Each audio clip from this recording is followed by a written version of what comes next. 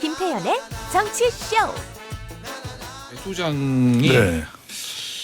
또 말을 만들었는데 네네. 신조 예. 윤 대통령이 그대로 원고를 읽어드립니다. 배 소장은 윤 대통령이 국민 여론의 뒷받침을 받으려면 육자북을 견인해야 한다고 밝혔는데요. 육자북 이거 뭐 퀴즈 프로 같아.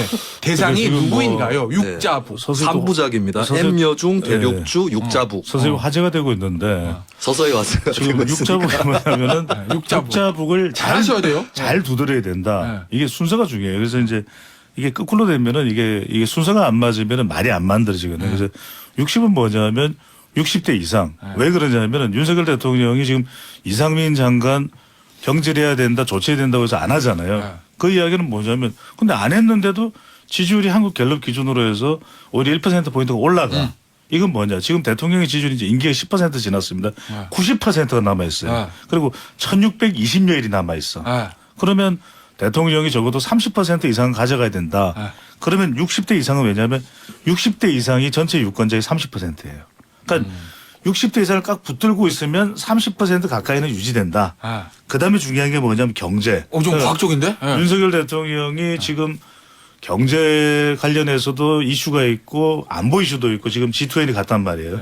자영업청이 응답자의 지급 분포로는 한 15% 되는데 실제로는 우리가 한 20% 가까이 될 거예요. 우리 자영업청 비율이 높잖아요. OECD 국가 중에서. 네, 많죠. 그러면 이 자영업청에서 아직 지지율이 지난 대선 때만큼 안 들어와. 그런데 이들은 결과적으로는 규제 완화해야 되고 뭐 최저임금도 문제가 되고 여러 가지 경제 이슈들이 있잖아요. 지원도 좀 받아야 되고. 그러니까 이들이 어떻게 되느냐에 따라서 대통령의 지지율이 30%대로 후반으로 가느냐가 달려 있어요. 근데 마지막이 뭐냐? 이 북한입니다. 북한은 안보 지지층도 결집을 하겠지만 이건 이제 대륙주가 결집을 하겠죠. 대구 경북 뭐 주부청도 있는데 중도가 조금 더 들어올 수 있는 여지가 이 안보예요.